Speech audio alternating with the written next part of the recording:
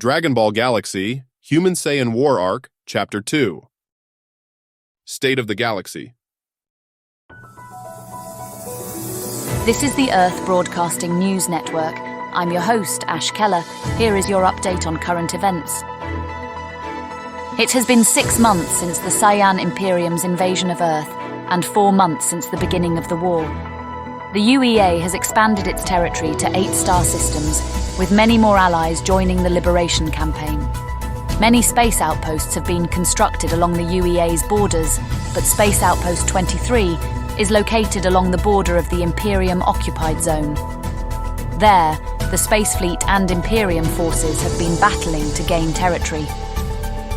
One such planet that was recently liberated is Yardrat. The natives of the planet showed their gratitude by teaching their most prized and secret technique to EDF Special Forces commander and leader of the legendary star team, Colonel Mercury.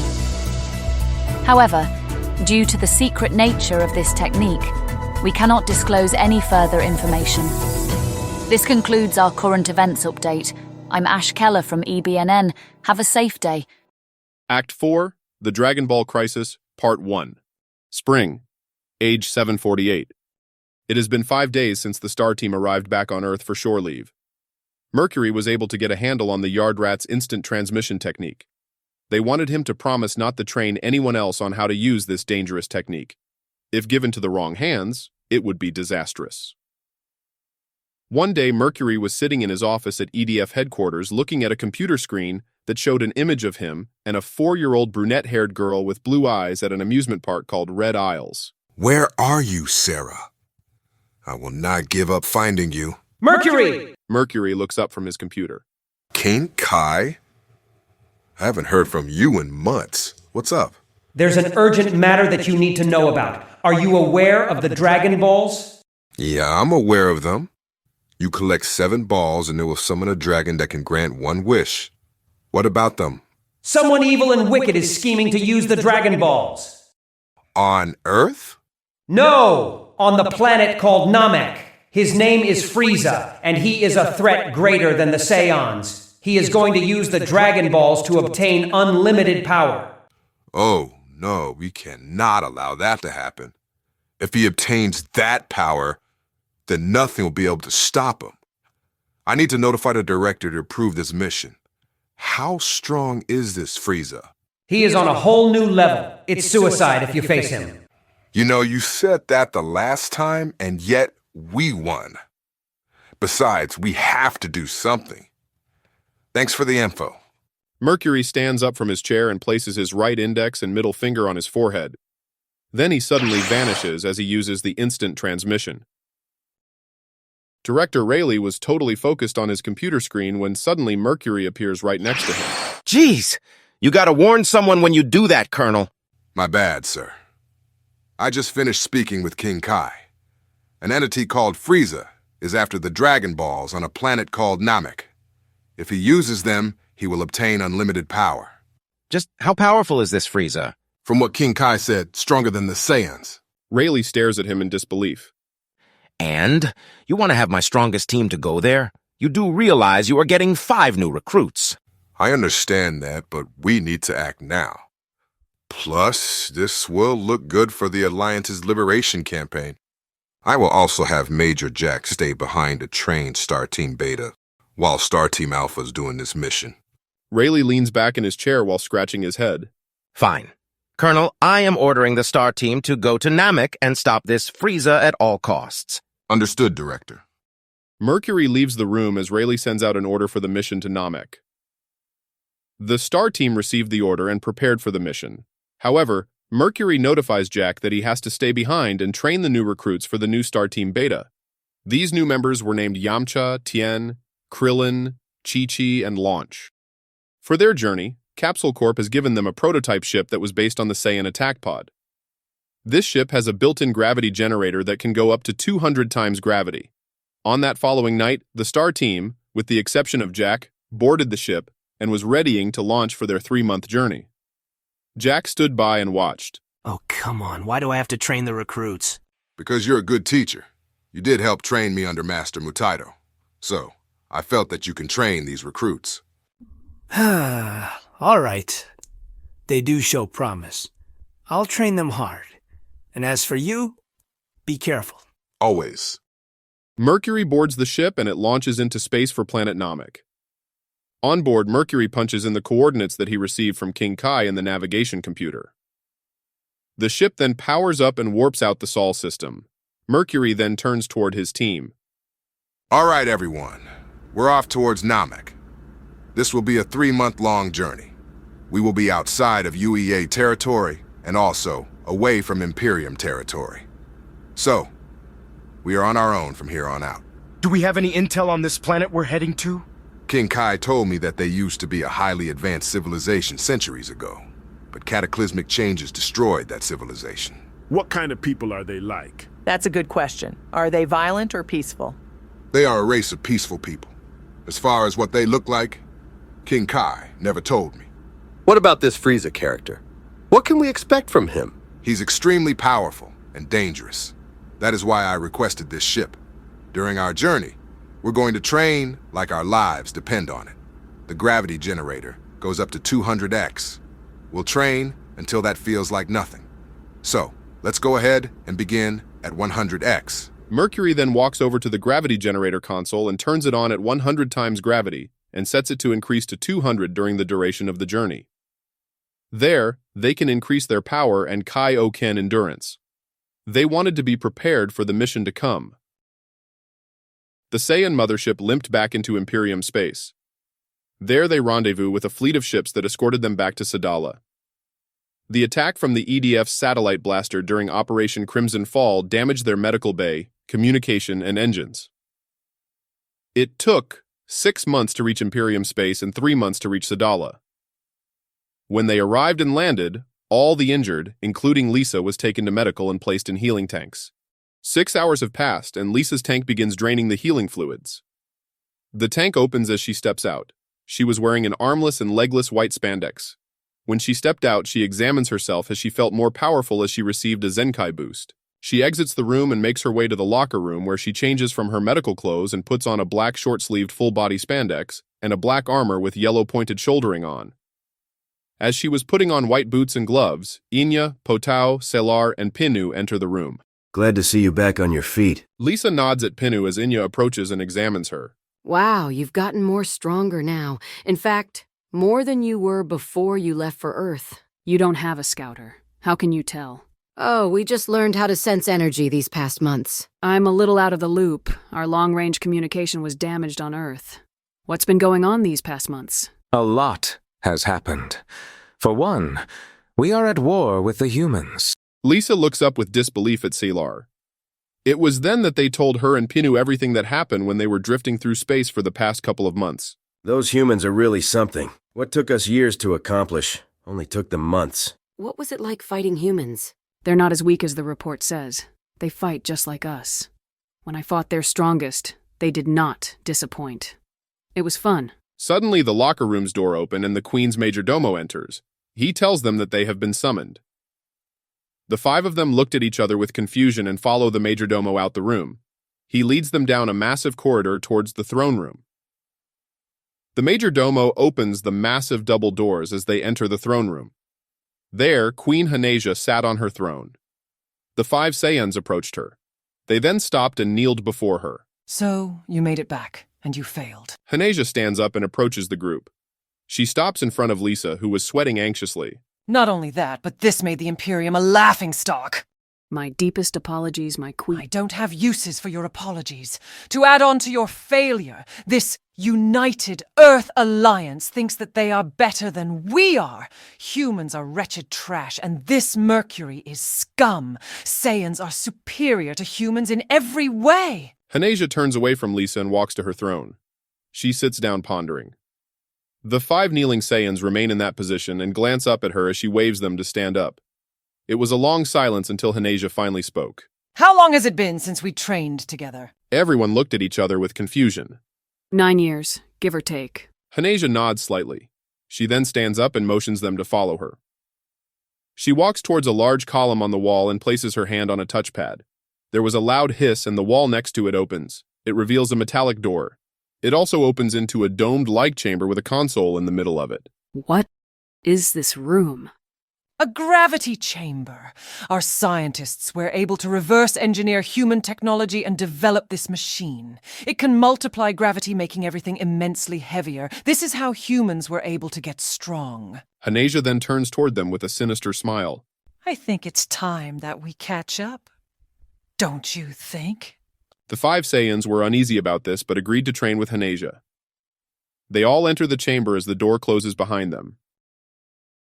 The Earthship warps in the Namek space zone after its 3-month-long journey. From a human standpoint, Namek looks similar to Earth, but a green atmosphere instead of blue. The ship enters the atmosphere and lands on a large island. Steam blows from the ship's thrusters as the door lowers down with a loud hiss. The first person to step out was Kendra. She covers her eyes as sunlight beats down above her. It felt good to be off of that cramped ship. She walks off the ship onto blue grass. She looks around, observing the planet's green skies and oceans, with its blue grass and scattered trees with white soil and rocks. She notices that Namek was an ocean world. Draylon and Harris soon exit the ship and join Kendra. So, this is Namek? It almost looks like Earth. Well, except for the colors. Mercury and Nicholson were the last to exit the ship. Mercury couldn't help but smile. It still excites him just to be on another planet. They are the first humans to be here. He was lost in thought while he was taking in all the sights of this new world. He was brought back when Nicholson spoke to him. Mercury, I think we should survey the area and find a good place for shelter. I spotted a cave, a few clicks northwest. Good idea. All right, people. Let's gather our supplies and set up base camp in the cave. Harris, capsule the ship once we're done. The Star Team gathered rations, medical equipment, and camping gear from the ship and began to move into the cave. Harris presses a red button on the hull of the ship and it poofs into a capsule. He starts to walk back with the rest of the group when suddenly, they all sensed a high power level. They all turned with a shocked expression. That high power is heading this way. Quickly, into the cave! Suppress your energy! The Star Team dashes into the cave and were out of sight. Moments later, multiple aliens soar past their location. They were following a leader that seemed to be in some sort of vehicle pod. Kendra peeks around the cave and scans them with her wristwatch. After a few seconds, they are out of sight. Kendra gives the all clear. Everyone puts down their supplies and exit the cave looking in the direction of the aliens. I know an army when I see one. That leader must be Frieza. I just took a scan. The leader of that group's power is 530,000. That doesn't seem so bad. We can easily take him with the Kaioken. Don't be so sure of that, Harris. He could have a transformation we don't know about. While they were talking, Draylon looks up at the sky and spotted 3 red streaks entering the atmosphere. Oh, you have got to be kidding me. He then points towards the sky above, catching everyone's attention as they look up. 3 Saiyan pods have entered the area due south of here. How do they know about this place? They must have followed us. Our mission has just gotten complicated. Okay, Nicholson, Draylon, Harris, I want you 3 to observe and report on the Saiyans. Kendra and I will follow Frieza. Gather as much information as you can. Only engage if you deem it necessary. Understood? Understood. Mercury and Kendra then fly off in the direction of Frieza and his force, while Nicholson, Harris, and Draylon flew over to their destination. They arrived shortly after the 3 Saiyan pods landed. They hid themselves on a nearby plateau and observed them. Moments later, all 3 pods open and 3 male Saiyans exit their pods. The shortest of the 3 had fiery, spiky hair and was wearing a blue full-body spandex with a white armor and yellow-tipped shouldering. He had a red-colored scouter. His name was Vegeta. The next one was the biggest of the 3.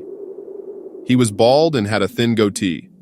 He had a blue-colored scouter and was wearing a black armor with yellow-tipped shouldering and a legless and sleeveless spandex. His name was Nappa. The last one had similar armor to Nappa, but it was a darker bluish-purple, and he had a red scouter and darker skin with hair that looked exactly like Bardock and Kakarot. His name was Turles. The 3 Saiyans survey their surroundings. So, this is the home of these slug people. Yeah, I hope they have great fighters. Stay focused. We're here for the Dragon Balls. If anyone gets in our way, we'll deal with them. It was then that their scouters began to beep rapidly, and they looked toward the direction of an approaching alien. This alien looked like a fish with dark purple skin. The armor he was wearing was similar to theirs, but his spandex covered his legs.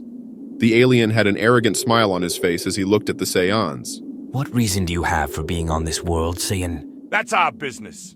But what are you doing here? Well, if you must know, Lord Frieza himself is on this planet.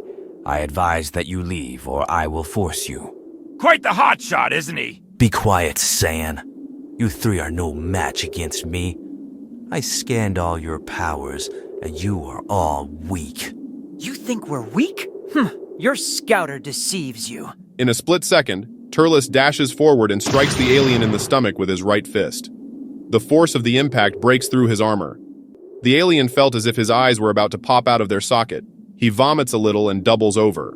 We know how to control our power level. Terrified, the alien desperately tried to flee the area by flying away, but he was quickly incinerated by Nappa, who fired a ki wave from his mouth. Nicholson, Harris, and Draylon looked on with shock. They watched the three Saiyans fly away from the area. They followed at a distance.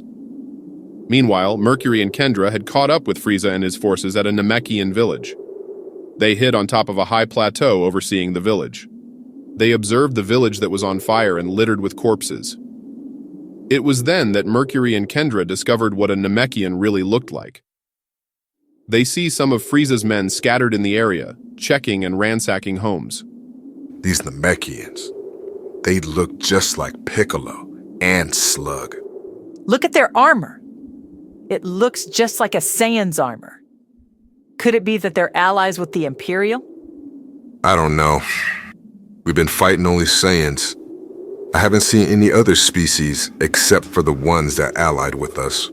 Mercury then spots a group of aliens bringing out an older Namekian and two of what seemed to be his children. They brought them to Frieza, who was sitting lazily in his personal vehicle between two aliens named Zarbon and Dodoria, who both held two large basketball-sized Dragon Balls. Frieza already had collected 4 Dragon Balls. The older Namekian named Muri and his two children, Dende and Karugo. Muri was also holding a 6-star Dragon Ball. Would you be so kind and give me that Dragon Ball? If you do, I'll let you go unharmed. Never. I will not give you what's sacred to us. Huh, what a brave one. Dodoria, would you please? Suddenly, their scouters begin to beep rapidly. Mercury and Kendra also sense this new power heading towards the area. They soon see 4 Namekian warriors flying in. They land between their people and Frieza's men. That must be their defense force. Good. Mercury was looking at the taller Namekian who was wearing a white gi with a red waistband. That tall one there. He's stronger than the rest. The leader of the group looked at the tall Namekian. Tuba, go and protect them. We will handle this. Tuba was hesitant at first, but nods and runs to the others. Frieza motioned his men to attack the 3 warriors before them. The soldiers then charge at the 3 warriors, screaming at the top of their voice. The 3 warriors unleashed their energy and attacked the charging soldiers at insane speeds. The soldiers fired their key weapons at the warriors, but were unable to hit them due to their fast movements. During the battle, dust began to cover the area, and in the area, the Namekian warriors defeated the soldiers one by one. When the dust finally settled, the warriors are left standing. Frieza clapped his hands in amusement. Then he snapped his fingers for Dodoria to face them. With a wicked smile, he puts down the Dragon Balls and approaches them. The warriors, without hesitation, charged at the fat alien and threw an onslaught of punches and kicks, but Dodoria parried all their attacks. He was too strong for them. With ease, he annihilates them one after the other. It was a massacre. Dodoria then turns towards the surviving Namekians, but was met with a punch to his face. This staggers him for a moment, but he was able to recover. Tuba throws a roundhouse kick that sends the fat alien flying through a few houses. Tuba continues his attack on Dodoria as he flies above him and fires a ki wave from his mouth. Dodoria quickly moves out the way from the blast as it impacts the ground and explodes. The blast kicks dust and rock into the air. Tuba looks for the fat alien but could not see him. Then he quickly turns around and sees Dodoria charging at him and throws a punch. Tuba blocks the attack and follows up with a knee attack that was dodged by Dodoria as he backs off. Tuba was about to attack when suddenly he was hit in the back by Zarbon's ki blast. The force pushes him forward and he was then struck in the stomach with a devastating blow by Dodoria. Zarbon then comes up and axe kicks him down below. He impacts the ground only a few meters away from Mori and his children. Tuba staggers to his feet, but in mere seconds, Dodoria appears behind him. He reaches for his head to break his neck when suddenly, Kendra kicks the fat alien right in his face. The impact sent Dodoria flying through multiple houses and slamming into a nearby mesa. She lands between the Namekians and Frieza. Mercury lands behind her facing the Namekians. If you want to live, follow me. They hesitated at first. Do you want to stay with them or with me? They nodded in agreement. Mercury then grabs the two children and blasts off with Mori and Tuba in tow. Kendra follows behind. Dodoria comes out of the rubble, rubbing his bruised left cheek when Frieza yells at him. Dodoria, don't just stand there. After them. Yes, Lord Frieza. He blasts off in pursuit. Later, Mercury was leading the Namekians with Kendra in tow in mid-flight. He glances back at Mori. Where to? He points towards a direction and takes the lead. Mercury looks back at Tuba to check to see if he is okay. Tuba nods at him. Mercury, someone is pursuing us. He looks back and sees the pursuer. Dodoria fires multiple key waves at them. They evaded the beams. Mercury looked back at Kendra, who looks at him and points at their pursuer. Mercury nods. Kendra then turns and goes for Dodoria as the rest fly away. Kendra then stops as Dodoria stops in front of her. You got some guts to do a cheap shot on me. I never seen you before. Who are you? Major Kendra, United Earth Alliance, Star Team Division. United Earth Alliance? You're an Earthling? You must be really dumb to attack me. You're nothing compared to me. Oh, is that so? Well, let me show you something. Before the fat alien realized it, Kendra throws a series of consecutive punches. Dodoria was knocked around like a rag doll. He desperately tries to block her attacks but would utterly fail. Kendra then strikes him in the stomach with her right knee, shattering the area of the armor and knocking the air out of Dodoria. Kendra then places her left hand on the alien's chest and looks him in his terrified eyes. This is for the innocent lives you massacred. Kendra fires a key wave that blasts a hole through Dodoria, instantly killing him. His body falls to the waters below. Kendra then turns to join the others. Nicholson, Harris, and Draylon continued to trail the three Saiyans. They flew over to a village that had smoke plumes rising from it. The three humans found a small island with a tall plateau that oversaw the area. It looked like Frieza's men got to the village. They watch as the three Saiyans land in the middle of the village. Most surviving Namekians were huddled in a large group and were on their knees. Apparently, those Saiyans have their own motives. They surely don't work for Frieza. But I'm more worried about those Namekians. I agree. Be prepared to jump in. I want to save as much as we can. They continued to watch as a pale-skinned alien with horns and yellow long hair and beard approached the Saiyans. Vegeta then suddenly raises his hand towards the alien in the shape of the gun and fires a key beam through the alien, killing him instantly. Nappa and Turles then dash towards the other soldiers, eliminating each and everyone. When they were finished, only the Namekians were still alive. Vegeta then approached one of the leaders who was still on his knees. The Namekian leader looks up and sees Vegeta extending his hand. The leader was hesitant but grasped his hand. Vegeta smirks and squeezed his hand. What he does next shocks the three humans. Vegeta then pulls the leader to his feet and brushes his shoulder. Nappa and Turles proceed to help the other Namekians to their feet. Showing their gratitude, the leader runs inside one of the homes and exits with a 4-star Dragon Ball and hands it to Vegeta. He nods at the leader. Am I seeing things? Or did those Saiyans just save that village? No, you're not seeing things. That did just happen. And now they have a Dragon Ball. The Saiyans then fly away from the village with the Namekians waving at them. They flew to another island. Vegeta then throws the ball into the water and flies away. The three humans continued to follow behind. Meanwhile, Mercury and the Namekians arrive at a very tall plateau that had a large building on top of it. This was probably the tallest plateau Mercury has seen. After landing, Mercury releases the two children he was carrying. They run over to Mori and Tuba. A few seconds later, Kendra arrives. Thank you for saving us. You're strangers to us, but your intentions are good. Who are you? I'm Colonel Mercury, and this is Major Kendra. We are humans from a distant planet called Earth. We are the Star Team of the United Earth Alliance. And it is our duty as part of the United Earth Alliance's liberation campaign. We were told that your planet was in danger, and we are here to help. It was at that moment that another Namekian exits the building. He was the same height as Tuba. His name was Nail. Mori turns and speaks to Nail in another language. Tuba approaches the humans. So, is it just the two of you? No, there are more of us. The other 3 are on a scouting mission. From what I've seen so far, you humans are formidable. But can you really handle a threat my people are facing? We lost so many brothers to these invaders. I understand how you feel. Our home was invaded too, many times. I also lost family to invaders. And yet, despite that, I didn't give up. We didn't give up. There is still hope. So don't give up. Tuba takes in those words as he smiles and nods at Mercury. You're honorable too? Thank you. Mori and Nail finish talking. Nail motions Mercury and Kendra to follow him inside. When they enter, they see a very large older Namekian sitting on a large chair that had a 7-star Dragon Ball on top. He was the Grand Guru. Mori speaks to the Guru and tells him everything and introduces Mercury and Kendra to him. My friends, thank you for helping my people in this time of crisis. Guru lifts his arm and takes the Dragon Ball. He holds it out towards Mercury, who walks up and takes it from his massive hand. Mori also gives Kendra the Dragon Ball he was holding. You have proven yourselves trustworthy to protect what's sacred to us. But the threat you face is far more dangerous than you realize. We understand, but we have to try. Then let me help you. Mercury, please come to me. Mercury looked confused.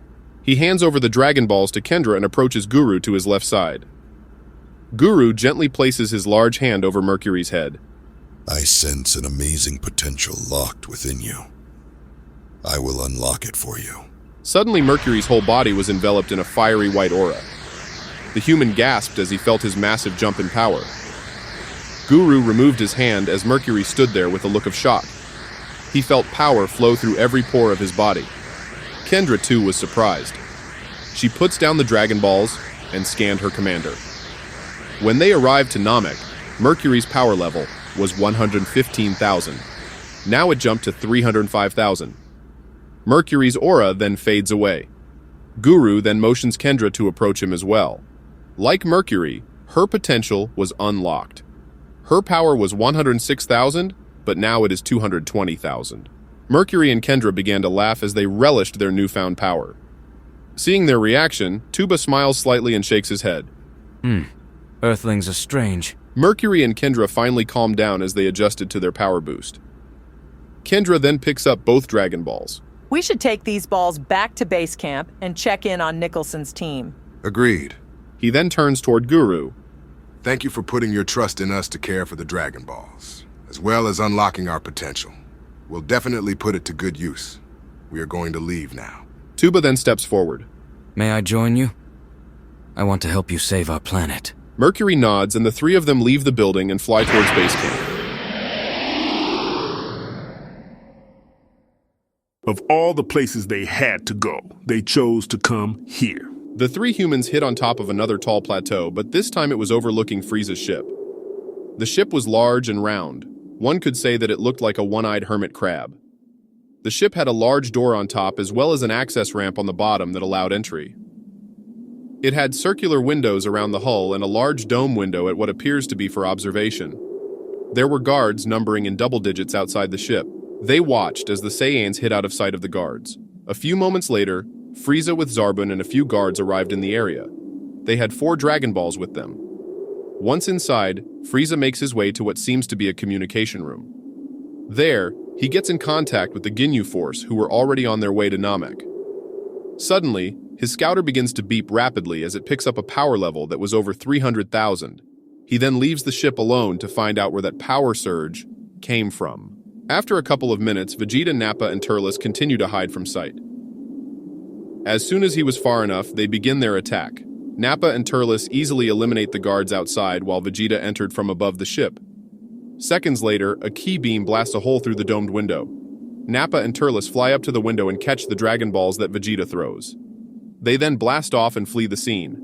Soon Zarbon leaves the ship and pursues them. The 3 humans quickly got to their feet and got up and followed at a distance. They caught up with them and watched as Vegeta fought Zarbon, who had just transformed into a beast. They clashed, throwing a fury of punches and kicks at each other. Soon Vegeta got the upper hand and was able to blast a hole through Zarbon, sending his body flying into the waters below. Wow, he never stood a chance. They have 5 now. Harris, contact Mercury. We gathered enough intel. Harris nods as he taps on his wristwatch and calls Mercury. Harris to Mercury. This is Mercury. Go ahead. The Saiyans have 5 Dragon Balls now. They just raided Frieza's ship and took 4. However, before that, they obtained 1 from a village. That's not good. Are there casualties? Actually, sir, it's not what you think. The village that they went to was already under attack by Frieza's men. The Saiyans eliminated them and saved the Namekians. Back at base camp, Mercury looks up at Kendra and Tuba with a confused look. Kendra, too, looked confused. Wait. They saved them? That's correct. The leader of said village gave them the Dragon Ball. Evidently, the Saiyans are working against Frieza. But why are they after our Dragon Balls? Who said that? His name is Tuba. He'll be helping us with the mission. As far as our end, we obtained 2 Dragon Balls from the Namekian's Grand Guru. Plus, we received a power boost from him. Harris looks up at Nicholson and Draylen. That must be the reason why Frieza left his ship. He left? His ship? We picked up a power spike a minute before he left. A shocked expression appears on Tuba's face. Oh no. He's heading for the Grand Guru. Tuba then blasts off toward the direction of the Grand Guru. Mercury was unable to stop him. It was at that moment when he and Kendra sensed a couple of new high powers. Nicholson, what's going on?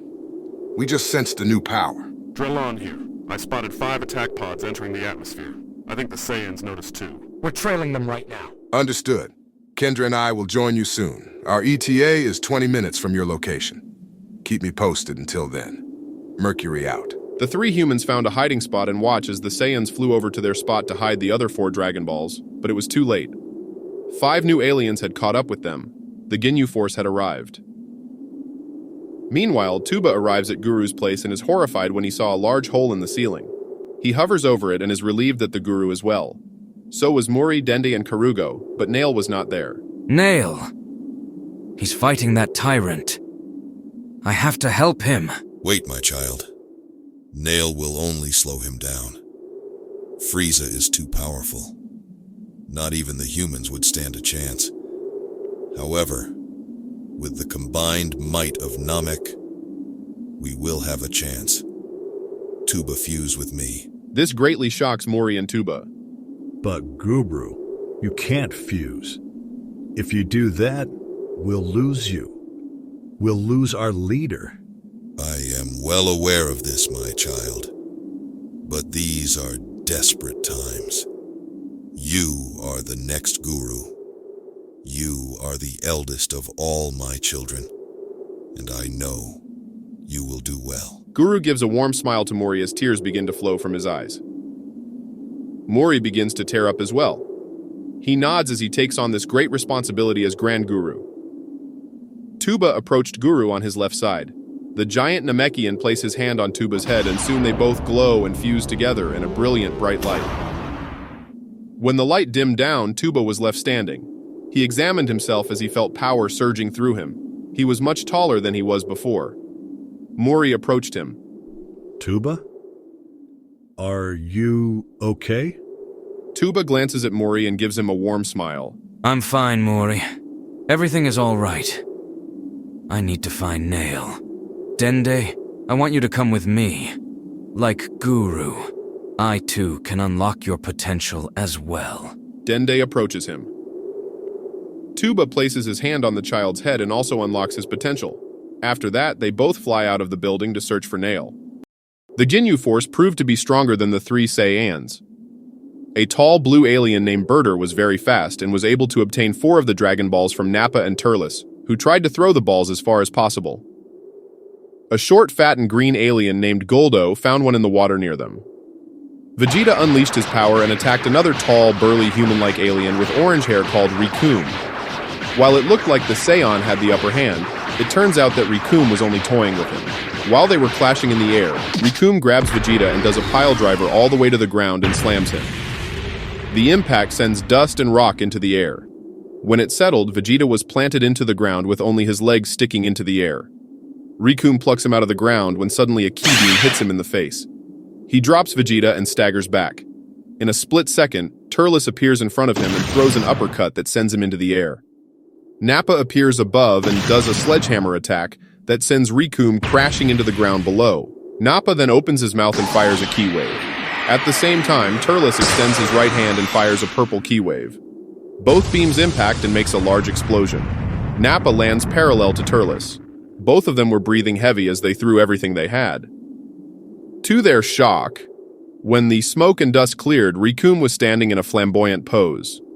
His armor was completely blown off except his black full-body spandex. He was covered in cuts and bruises but looked like nothing had happened. He lets out a laugh and does another pose and charges at Turles and throws a kick in his face that sends him flying away and tumbling on the ground. He was out for the count. He then turns to Nappa and moves at high speeds. He appears in front of Nappa and throws a crippling punch to his gut. The air is knocked out of the bald Saiyan, who doubles over. Rikum then grabs him and proceeds to suplex him. Rikum then gets up and walks over to Vegeta, who was trying to get up from the ground.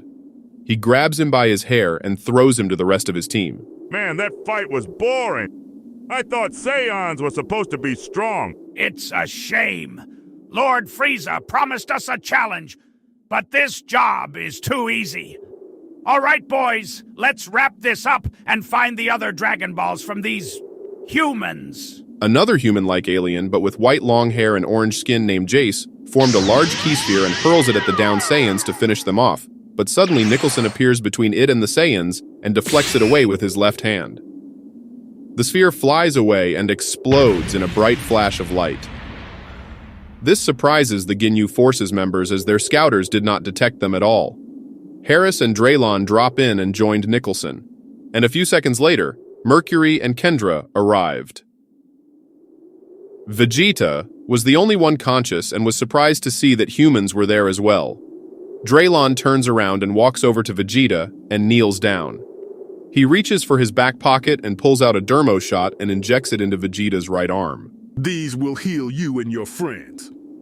And don't worry, we got your back. Draylon smiles and nods at Vegeta. He then stands back up and joins the rest of his team. Vegeta felt his strength return to him and received a Zenkai boost. He goes over to Nappa and Turles and injects them. They regain consciousness and also received a Zenkai boost. They are also surprised to see humans in front of them. Captain Ginyu stepped forward with a curious look. Interesting that we never picked you up with our scouters, but why should I be surprised? Lord Frieza did say there were Earthlings here. Oi, Kem! Don't you recognize them from the Galactic Net? That's the Star Team. The Star Team, eh? Well, you all came to the wrong place, because you now face... They all did a team pose. The Ginyu Force! The Star Team stared at them, speechless.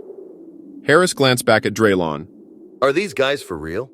Without hesitation, the Ginyu Force were the first to make their move. They separated and chose their target. Rikum charges at Draylon and headbutts him in his face. Draylon was caught off guard and was sent flying backwards, but he quickly recovers by performing a backflip and then counterattacks by throwing an elbow strike in the brute's cheek. They then began to exchange blows. Jace and Berter attacked Nicholson and Harris by flying around them with great speeds. The two humans stood back to back in a defensive stance. The two aliens began to fire a series of key beams at them. They both blocked the attacks as explosion and dust covered the area. Jace and Berter stopped in midair and looked down at the smoke cloud, when suddenly, both humans blasted through the smoke. Harris strikes Berter in the gut and Nicholson strikes Jace in his face, specifically the nose. Then they both follow up with kicks and punches, but the two aliens recovered and clashed with the humans. Ginyu took on Mercury. The purple alien was aggressive in his attacks, but Mercury easily kept up with him. Ginyu began to notice that Mercury was stronger than he looked, perhaps stronger than him. A wicked grin appeared on his face as he purposely let Mercury's attacks land on him. It was at this moment that Mercury started to realize something was wrong. Guldo did his best to avoid Kendra. She was way too powerful for him, but she was also overconfident. When it seemed like Kendra had trapped him between a rock and a hard place, Guldo stretches his hand towards Kendra and lets out a yell. Suddenly, Kendra could not move. It was as if she was frozen. She also felt powerless. She couldn't even speak. Guldo grins and laughs. Kendra managed to glance upward with her eyes and see Mercury and Ginyu fighting when suddenly he stops and backs away from Mercury. He was injured. Mercury, is it? I like that body of yours. Say what now? Suddenly, Ginyu extends both arms in the air and stretches both of his legs. A yellow aura begins to envelop him. To Mercury's shock, he could not react or move. He was defenseless. His eyes widen in shock. Kendra sees this and desperately tries to move. She sees Goldo form a giant, sharp crystal that was pointing towards her. Kendra closed her eyes for the inevitable, when suddenly a ki wave disintegrates Goldo. Ginyu yells out, "Change! Now!" A yellow beam fires out of Ginyu's mouth and headed towards Mercury. The rest of the Star Team, along with the Ginyu Force, stopped fighting and saw what was about to happen to Mercury. The beam was only mere meters away when suddenly Kendra appears in front of the beam and is hit. Mercury was able to move again and quickly checks on her. Major, are you all right? Mercury slowly stretches out his hand to her when suddenly she turns and backhands him in his face. The impact sends Mercury tail spinning and crashes into the ground out cold. This stuns Nicholson, Harris, and Draylon.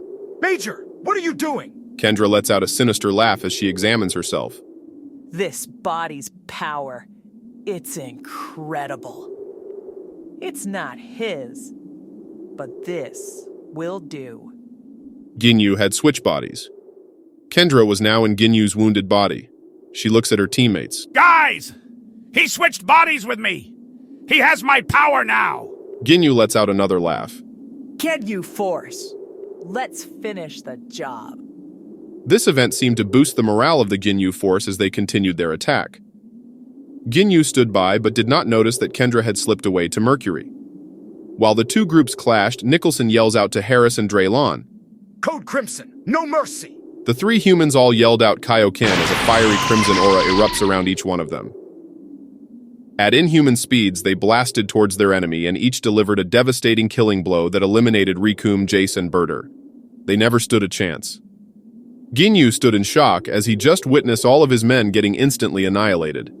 That shock soon turned into rage. No.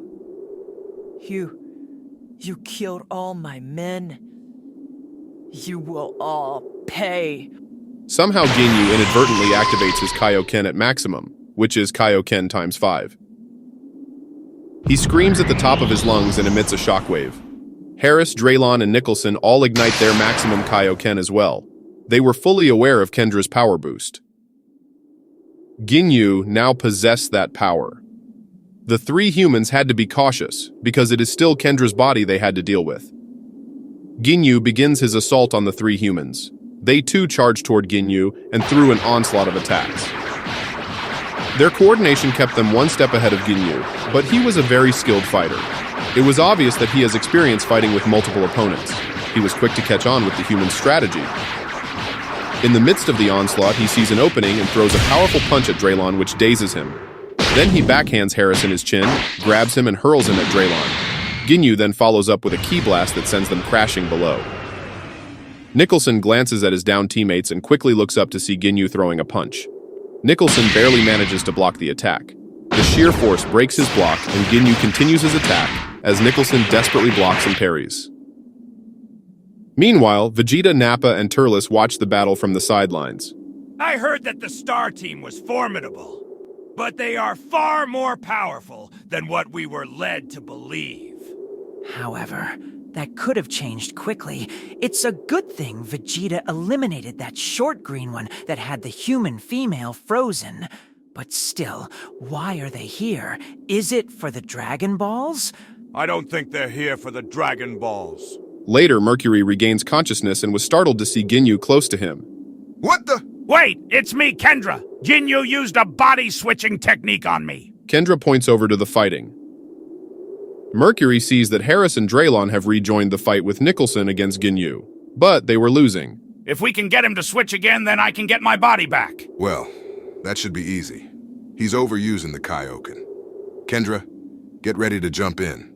I got a feeling that he will get so desperate that he won't think. Kendra nods as Mercury gets on his feet and blasts toward the battle. Kendra moves closer and gets ready. Ginyu continues to put pressure on the three humans until he was suddenly hit in the back by a ki beam. He turns and sees that it was Mercury. Nicholson, Harris, and Draylon see that Mercury was up, so they backed off. Hey! Our fight isn't over yet! A wicked grin stretches across Ginyu's face. He begins to charge at Mercury when suddenly his crimson aura dies out. It felt as if his whole body was on fire and about to explode. The pain he felt was excruciating. He fell to the ground below and crashed on his back, facing upward. Mercury positioned himself above him. What's going on? I can't move. You overused the Kaioken. It backfired on you, and now you're immobilized. It's too bad you don't have a body that is conditioned to go beyond. Ginyu looks at Mercury with a sadistic smile. This time, I will. Change, now! A yellow beam comes out of his mouth and heads toward Mercury, who did not move. As expected, Ginyu did not think when using his technique. And as planned, just as the beam was about to hit, Kendra jumps in front of it and is hit. Yes. I'm back in my own body. Ginyu was horrified. He was now looking down at Kendra. He was back in his own body. No, this can't be! He feels a tap on his right shoulder. He turns to look with horror-filled eyes as he sweated profusely to a smiling Mercury. What's up? Mercury then throws a powerful haymaker at his face, breaking Ginyu's neck in the process. His body tail spins into the waters below, thus ending the Ginyu force. Mercury flies down to Kendra and takes out a dermo shot and injects a dose into her arm. After disposing the bodies of the other Ginyu force members, Nicholson, Draylon, and Harris inject themselves with the derma shot. That was probably the weirdest battle I ever done. I know, right? We sparred with Kendra before, but the way he fought really threw us off. Kendra manages to sit up as the dermo shot was taking effect. Well, I'm glad he didn't hurt you guys too much. I'm also glad that Ginyu didn't switch with Mercury. That would have been bad. If it wasn't for one of you guys for firing a beam that stopped my opponent that incapacitated me, I'd never would be able to get in front of the Colonel. We never fired a beam. I didn't even know you were in trouble. Me Same neither. here. A look of confusion appears on her face. She glances at Mercury, who was looking in the direction the three Saiyans were. They were gone. He smiled slightly and chuckles. I think we have new allies now. He looks to his left and sees 5 Dragon Balls. And we have all 7 Dragon Balls. Now that we have 5, we should bring them to base camp and hide them on the ship. Good. You 3 go on ahead. I'll stay with Kendra until she is fully healed. Nicholson, Harris, and Draylon all nodded. They pick up the balls and fly toward base camp. After a few minutes, they arrive. Harris reaches into his side pocket and pulls out a capsule. He clicks the button and tosses it as it poofs into their ship. They place all 7 Dragon Balls inside. When they exit, Harris was about to press the button to capsule it when suddenly a pink key beam impacts the ship, causing major damage. It totaled the ship. The 3 trace the beam and are shocked to see that it came from Frieza, who is standing on top of a plateau in front of them. To be continued.